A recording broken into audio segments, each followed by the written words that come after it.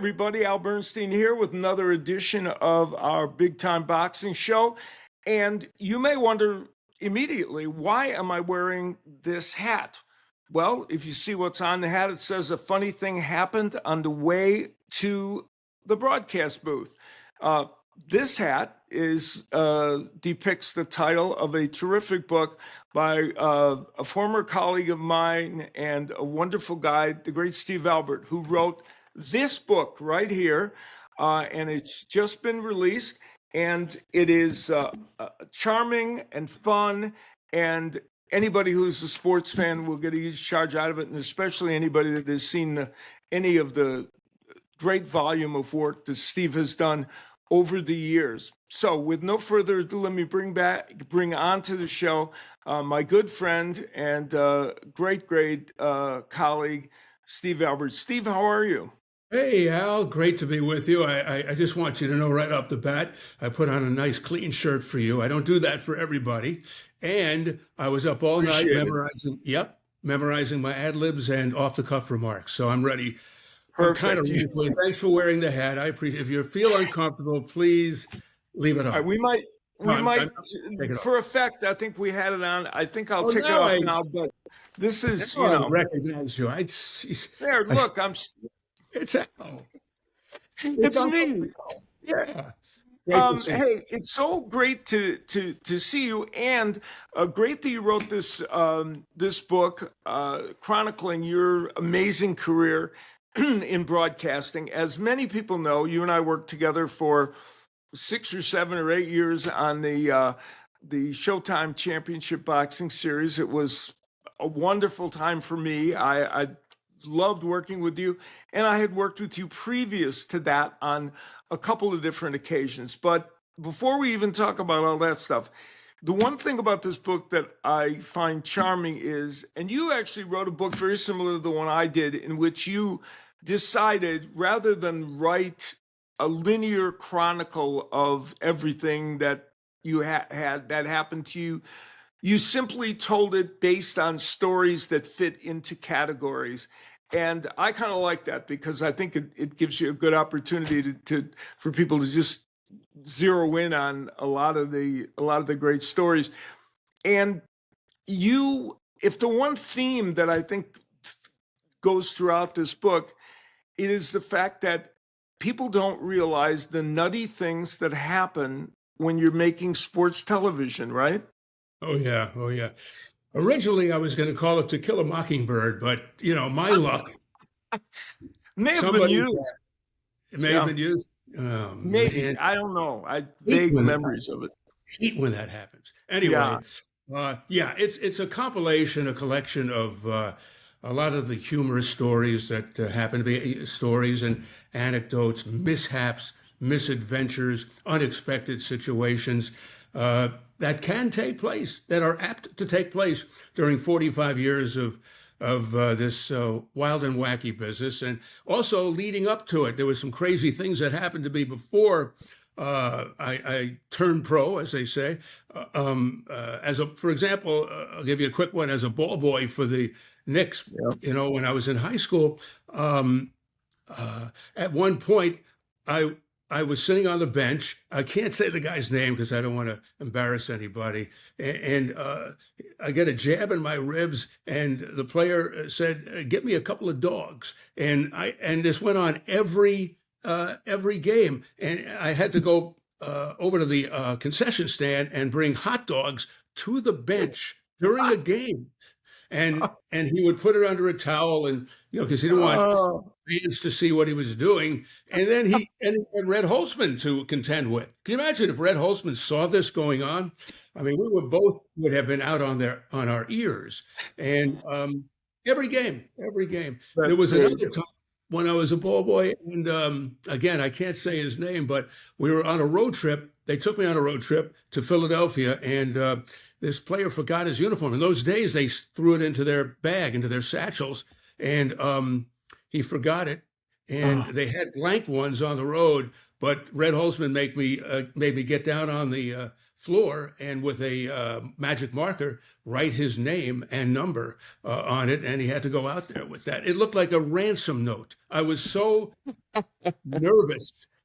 Big letters, little letters, one little number, big number, but he took it in stride. He was a good sport.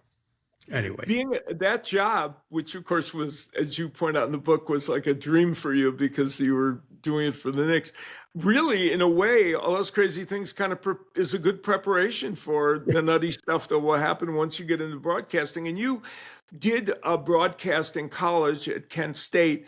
That was where you started primarily doing hockey, which was your first love in sports. And one of the stories in the book that I got a kick out of was when you went with the Kent State team to a venue that you were not aware was outdoors. Right. And it was in the middle of the winter in Ohio, and every once in a while they do get a little snow there. So, yeah, it was Oberlin College, Kent State versus Oberlin. As you say, it was an outdoor arena or rink, and they put me in my broadcast position on the ice. They didn't have an actual broadcast booth, so that was my broadcast booth. It was a little 2x4 narrow thing. I couldn't work with a color commentator. If I did, he would have had to sit on my shoulders. So, and then on top of that, the penalty box was right next to this so-called broadcast booth. And they had the penalty boxes together, which I never understood for both teams. Not a good idea. No, it's kind of a recipe for disaster. So, of course, it starts snowing, and there's a canopy over the thing, but the snow is coming in sideways wickedly, and a fight breaks out on the ice, and they go into the penalty box. I'm trying to do the game. Now they're starting to, use profane language in the penalty box. I'm covering up the microphone, and they start belting each other again in the penalty box, and it's carrying over into my broadcast position, and sticks are wildly flying around. Punches are being thrown. I'm trying to do the play-by-play. It was, again, very good preparation for the pros. Great. You, of course, yeah, that's for sure. Of course, as sports fans know, you've done broadcasting in the NBA. You've done all kinds of football. You've done many sports, and dodgeball. Pardon? I did dodgeball. Dodgeball. Yeah. That's pretty amazing. All right, with not Ben too many Stiller people can. With Ben Stiller and Vince Vaughn. Yes, not the movie, but the preview to the movie on MTV. We actually did this sport, and that's another story, but it's in the book. Yeah, which is a good story. I forgot about that because that is a great story in the book. And you've done. It's funny. I have worked with announcers. You and, of course, two of my longest partners, you and Barry Tompkins, who was with at ESPN. The thing about both of you is you have literally worked, not only worked a schedule that I oftentimes can't believe, but how many different sports you guys have done is staggering. But and all that is in the book. Now we'll be a little more boxing sensitive. I couldn't hold a job. Yeah, there's that, but who cares about that, right? There's always another one to move on to. We're going to be a little more boxing centric because of this being a boxing show, and I got with Showtime Boxing and Showtime Championship Boxing. Boxing was not like some sport that was really on your radar screen that heavily. And you have a great line in the book where you said entering into the world of boxing was kind of like walking into an old black and white film of Humphrey Bogart. And I thought that was very descriptive. Thank you. I stole it from, no, I'm kidding. I actually came up with that myself. Well, I'm a tremendous fan of Turner Classic Movies, and I love Humphrey Bogart movies, and he was in one or two boxing type movies, and it just reminded me of that. It was like going back in time with the characters, the trainers, the cut men, the promoters, uh, uh, the fighters. I mean, some of the things that would go on in these fighter meetings that we'd talk to these guys. I'm sure, as you know, you've been through thousand fighter meetings, and some of the funniest things happened. Like you ask a fighter uh, for his strategy, and he says something to the effect, "I'll knock him out in the first or second round, whichever comes first." And then there's another one where I asked the fighter if he was happily married. He said yes, but my wife's not. And then there was another one. I remember That was funny in the book. I asked. Yeah, it's funnier in the book. When I tell it, it goes nowhere. No, But no, very good. See, and this speaks to a point you made in your book. You said the main reason you like me as a partner is because I laughed at your jokes, which yeah, I'm still doing. my silly Yeah, jokes. apparently you're still funny to me. So I go also figure. said, I also said, and I'll quote myself. I don't want to be like Okay. Charles Barkley and misquote myself. Okay. All right. Nobody can analyze a fight faster Oh, or that's good. dissect a fighter's skills better than Al Bernstein. I want to tell you that that's not only true, but I wrote that exactly the way you told me to write it. Thank you. And so there you go. That is one of the things about you. You take dictation so well. Thank That you. was very good. And I did my I mean, check bounce when I sent it to you for that. It but no, did, I yeah. really meant that. But you I were appreciate the that. whole chapter, not the whole chapter, but there's a big section in the Yeah. chapter called punchlines about Al Bernstein, about the favor that you did for me once involving your friend Jerry Lewis, and I, I was just enamored by that, and it was one of the greatest things in my life, really, that you did for me. So I Yeah, had to. I was friends with Jerry, and you were a great admirer of his. And I got him to sign. He signed a DVD for you, right? Right over there. I don't want to get Yeah. out of the shot, but No, but trust me, it's right over there. At War with the Army was the yeah, first movie I ever saw with Dean Martin and Jerry Lewis, and I used to carry this DVD around in my briefcase, maybe for good luck, and unfortunately it didn't work. But anyway, and you know, I showed it to you once before a fight, and you said something. Give it to me, and I'll have him sign it. So the next month, when we had another Showtime Championship boxing broadcast, you opened up your briefcase, pulled out a ham and cheese sandwich. No, you had the you had the DVD that I gave you, but there was nothing on it, nothing signed on it. I was kind of disappointed. And then you reached it again and you found this old VHS of At War with the Army. Jerry had said to you, "There's nowhere on this DVD that I can sign my name, but on the cardboard box I can." And so he went to his own personal stash and yeah. he took the VHS, gave it to you. He wrote to Steve from Jerry Lewis, "You're the greatest boxing announcer of all time." No, I made that up. It's just for Steve, for Steve from Jerry Lewis. And as you said, he was not the type of individual who would No, do that to many people, but he actually watched the shows. He enjoyed it. no. He was a fight fan, Big, and big fan of yours, and really well, enjoy. And he's very knowledgeable about boxing. He really knows the sport. So that was one of my great achievements to get that for you. And I'm glad you referenced it. The boxing. So one of the things you point out in your book, which is really interesting, is that, and you're very aware.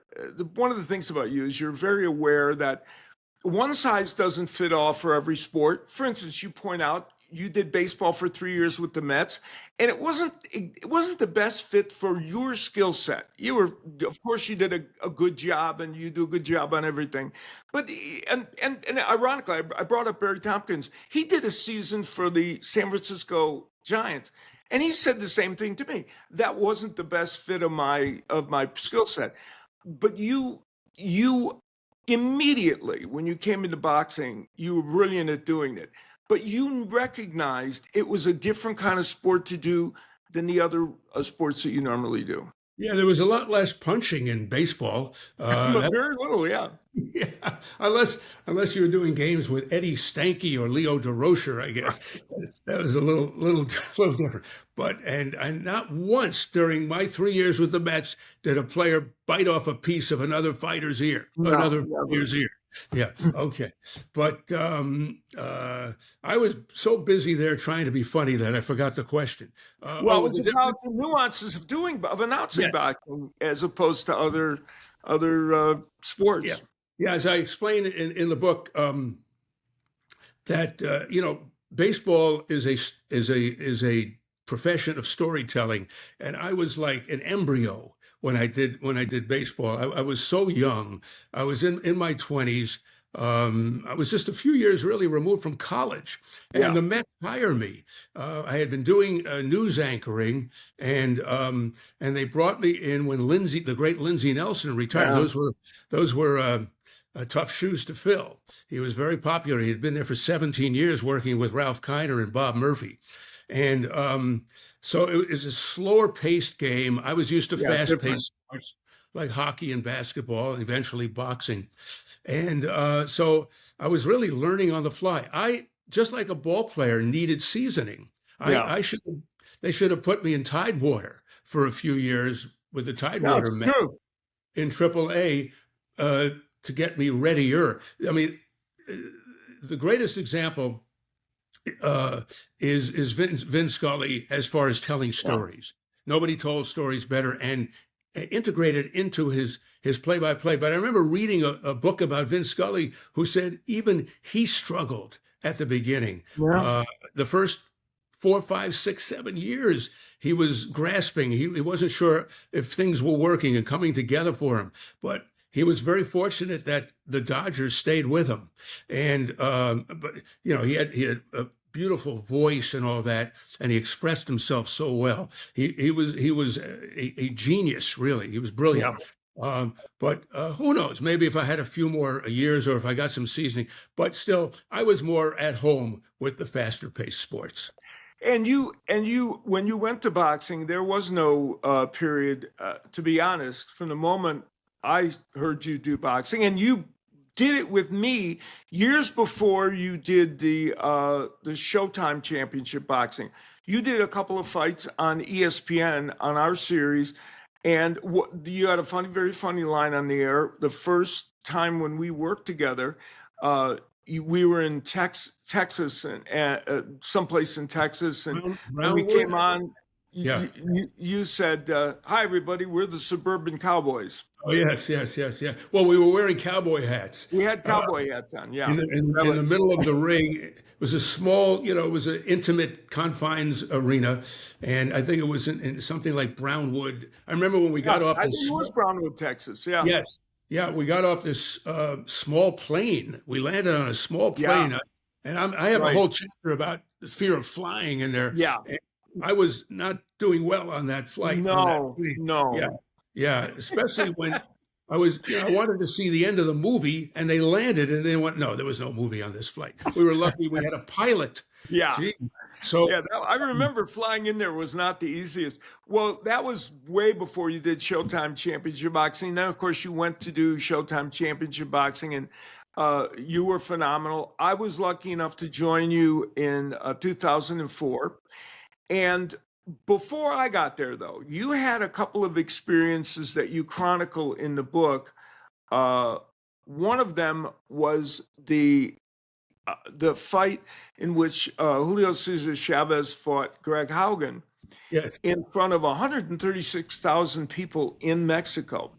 And you were dealing with all kinds of larger than life characters like Don King, who promoted the fights at that time on Showtime, yes. Haugen himself, and this whole enormous scene. That was an astonishing event in some ways, wasn't it? Oh, that was unbelievable. Like you say, the crowd, it was surreal. The crowd was so large. I'm trying to, I wrote it down here. The quote, the famous quote by Greg Haugen, the only reason Chavez was 84-0 was because he fought Tijuana taxi drivers that my mom could whip. You know, uh, That as I say, didn't go over well with Chavez or his fans.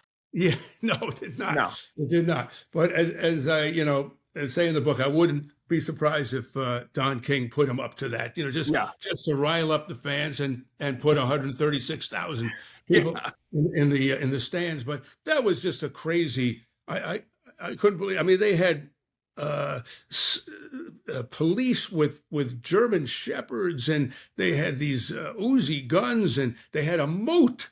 They had a Yeah. moat near the ring.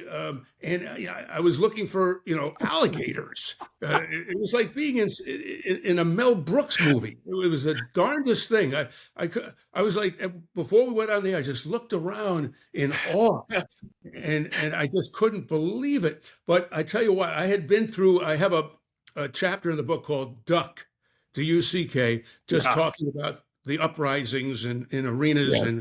and the riots and all that went on. And I was thinking to myself, if and I had been through about 3 of them already, and I'm thinking, if that happens here, if something goes awry in this fight, even though Chavez was like 1,000,000 to 1 Yeah. to win the thing, we're in trouble. We're in trouble. This will be the mother of all ring riots. But thank goodness, all went according to plan for the local fans, and Chavez won the fight quite convincingly. Although I give Haugen a lot of credit. He did the best he could. It was a difficult situation for him, but we all knew pretty much the outcome. Yeah, Greg Haugen was a feisty character, that's Yes. for sure.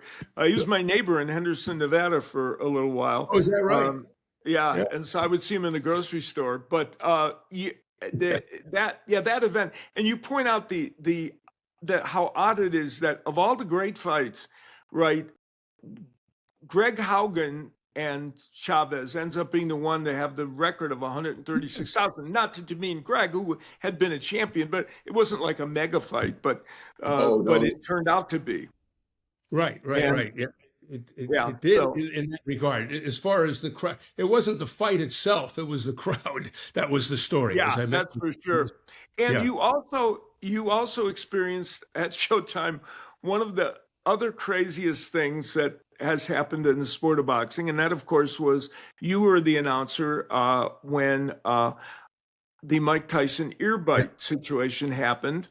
And I thought in the book you did a really good job of kind of explaining how, from your vantage point, how crazy that event felt.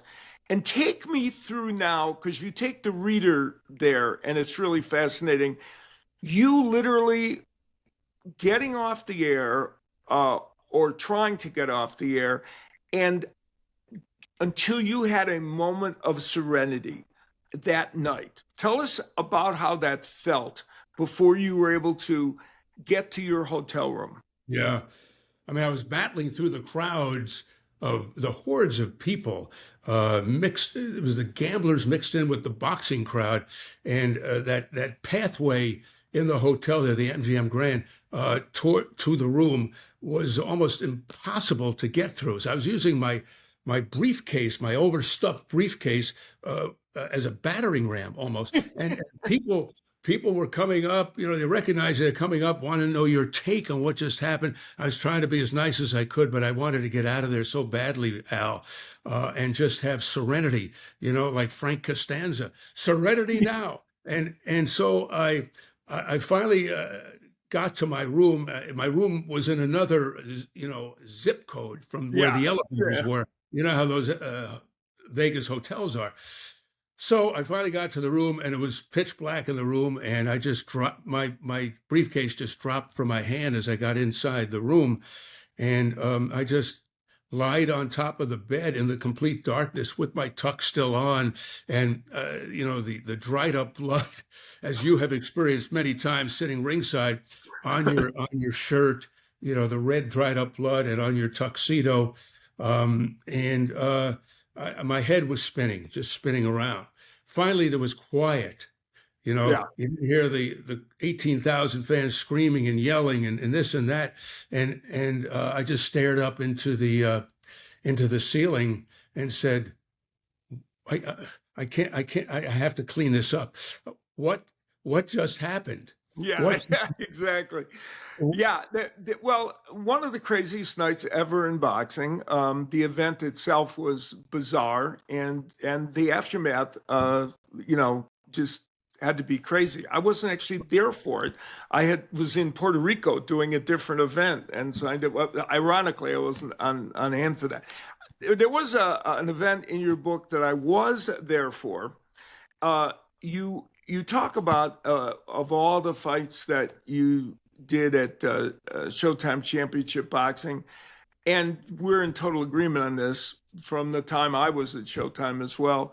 One that really stood out to you was the Diego Corrales Jose Luis Castillo first fight.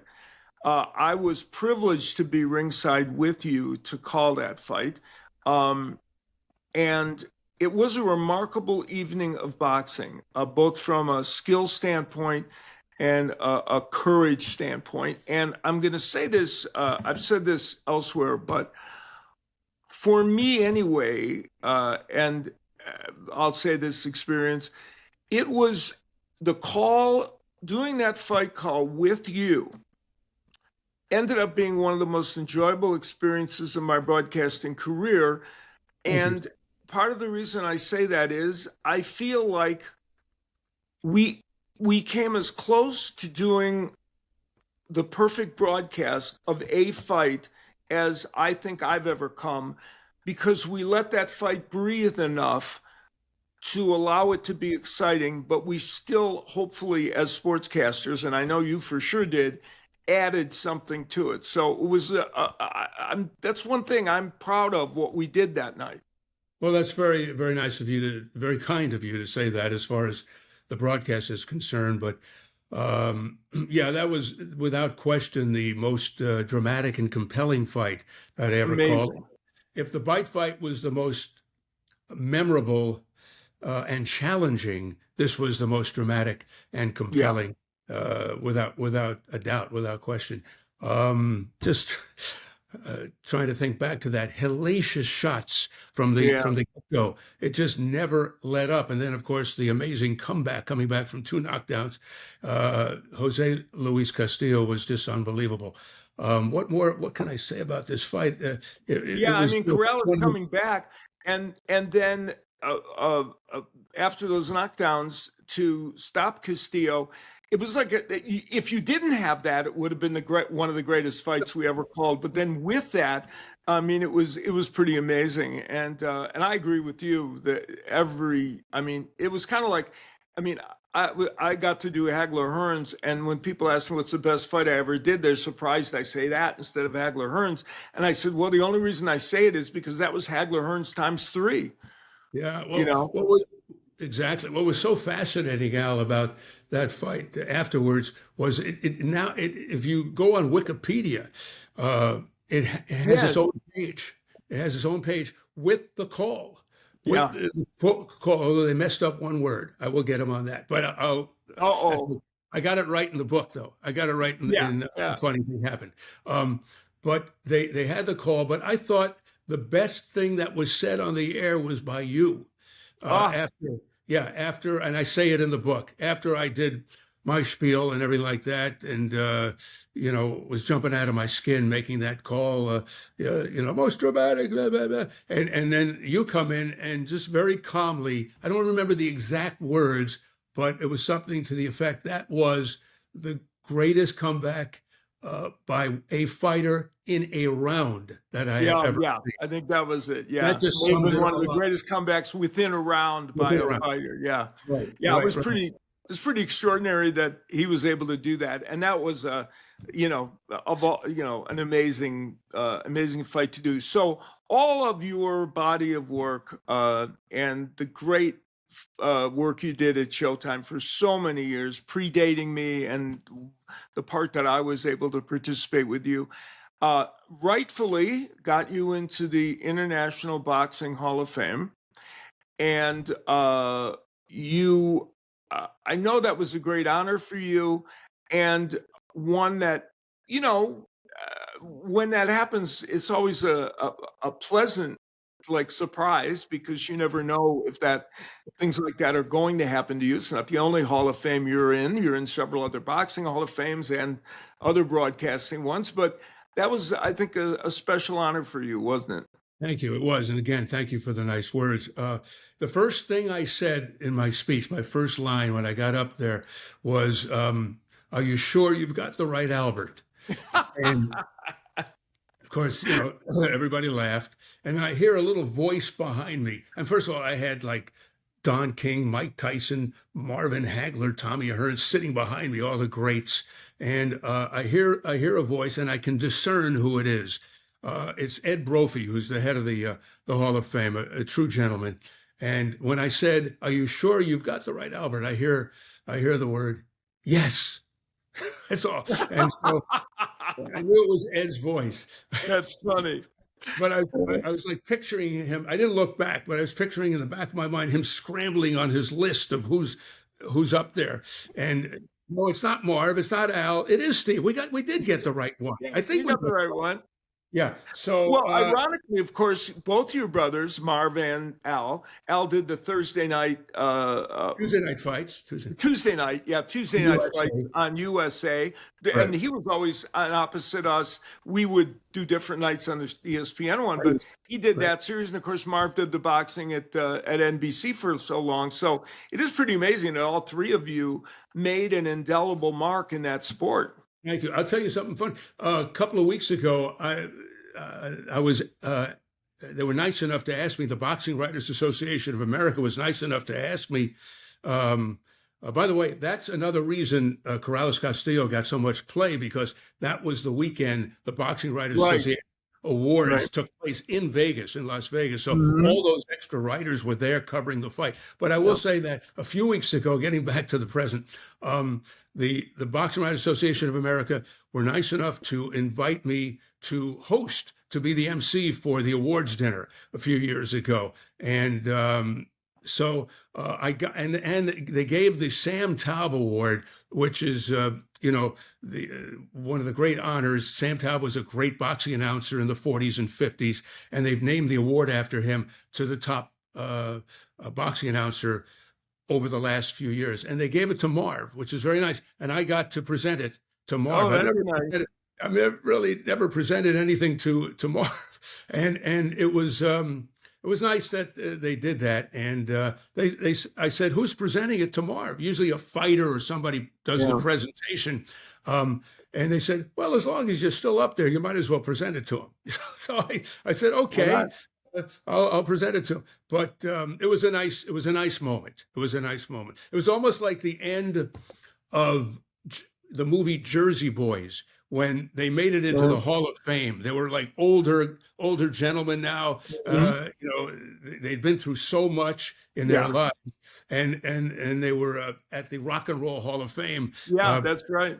Having an award presented to them, and I felt like that with Marv. It was kind of cool. It was very neat. Well, that is great, and no one deserves that honor of being in the Boxing Hall of Fame any more than you do. You gave the sport so much, and your calls of fights, there's so many that are indelibly etched in our brains from hearing you do it. And it was such a privilege for me to be next to you doing that for so many years, and to be a part of it was a joy to call boxing with you. And Thank you. The way you do it and the way you did it was just superb. The feeling is mutual. Again, like I say in the book, you were the best, and I got to work with fun doing it too. With a lot of them, yeah. And I never lost, thank you, we did have fun on and off the air. I never lost my tooth, though, when I was working with you. You did that with Steve Farwood, though, right? Yes, I did. We were working a fight in, I think it was Glasgow, Scotland, and a couple of hours before a big fight on Showtime, I bit on like a chocolate chip cookie in the room. I just needed a little quick energy boost, and my tooth came out, and it was right in the front too, right in the front. Oh, of course it was. Of course, Yeah. it's yes. and I look like Alfred E. Newman from What Me Worry in Mad Magazine. And I said, what am I going to do? So I went out and got some denture adhesive. And stuck it back there again. I make these movie references because I'm such a fan of old movies. Buddy Holly, that happened to him before he went on the Ed Yeah, Sullivan Show. He got into a fight with I think the drummer or something, right. and there were only three of them, but the drummer and the crickets, and they got into some kind of an argument, and they got in, and he punched Buddy Holly, and his tooth fell out, and he stuck chewing gum up there for his Mm. performance on the Ed Sullivan Show, and there were none the wiser, as Stan Laurel and Oliver Hardy would say. But anyway, I went out, got some adhesive, got it in there, tucked it in really, really tight, and wouldn't you know it, as we're on camera for our on-camera open, it falls out again, and I managed to get it back in there with my tongue. It was like tooth gymnastics in my mouth. It was the darndest thing. And this is why Steve's in the Hall of Fame. I know why you're in the Hall of Fame, and Steve's in the Hall of Fame because he was unflappable during that episode, during that escapade. And this is one of the other misadventures and mishaps I had that's in the book. He just he didn't laugh or anything like that. He gave a very serious answer. He didn't crack up. And you know that takes a lot of It does fortitude. sometimes, yeah. It's sometimes Unbelievable. you have to keep your composure. Well, the good thing is that at least this tooth issue that you had wasn't like Buddy Holly because Steve punched you before the show. It Right, wasn't right. one of your colleagues punching you, That's which that's is a right. good And thing. believe me, many had good reason to before a fight. I can't even imagine that being true. Okay. You've worked with great partners in all sports, and I'm sure they As well. all would echo what I say. This is the book right here. Thank you. It is a wonderful and charming book. A funny thing happened on the way to the broadcast booth. There are all kinds of lovely, charming stories in here about Steve's experiences announcing so many different sports. And growing up in Brooklyn. Yes, yeah, Yes. that's right. I thought of you the other night, last night, maybe in honor of doing this interview. I looked at a TV series that I'll bet you $1,000,000 you watched called Brooklyn Bridge. It Yes. was a charming show about growing up in Brooklyn or around the time when you were growing up in Brooklyn. And, I'm a Midwesterner, so I didn't have that experience. But I thought that show did a wonderful job of kind of Yeah. depicting the feelings people had. And you're a Dodgers fan like they were in the show. And it's about a Jewish family growing up in Brooklyn.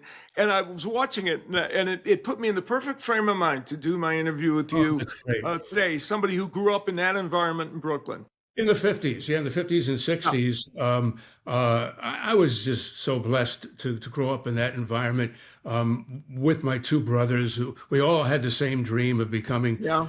play-by-play guys and sportscasters, and we would go into this little room in our house in Brooklyn and turn the sound down on Yankees games. They were the only team in town at the time. Yeah. The Dodgers and the Giants had split for the West Coast, and we would turn down the sound on the TV and announce the games ourselves. And one of us would do the play-by-play. The other would control the crowd record, sound effects record of a crowd. And the third one would simulate the crack of the bat with two large price marking pencils from our father's grocery store in Brighton Beach, Brooklyn. That's good. And then we would go down. We all got a chance to do play-by-play, so we'd rotate. Then we'd go down into the basement and do play-by-play of ping pong. Two would play, the other would announce, and we would basically walk around the house, Al, and do play-by-play of everything, and including dinner. I mean, we drove. Sure, your mother really appreciated that. We drove her crazy. We drove my mother nuts. And my mother used to say to us, can't we have at least one doctor? I mean, why do all three of you have to be Right. sportscasters? But I'll say this. Do we have a lawyer somewhere in this group? Yeah, right. But I will say this. They never told us to stop, not once. And for Yeah. that, I am eternally grateful.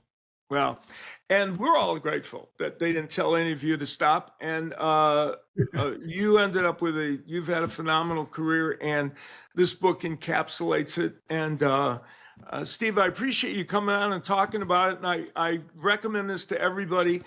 Great book. It's so fun. And it brought back memories to me. And I heard stories, even stories about some of your boxing escapades before I was on that I didn't even know about, that for some reason I never heard you talk about, and of course all your other great experiences. So Steve, thank you so much for joining us. Thanks so much, Al, for having me on. This was a great rehearsal. Now let's do it for real. Yeah, now we're going to actually tape it. Yeah, perfect. Yeah, that's the perfect way to end this interview. Steve, thanks.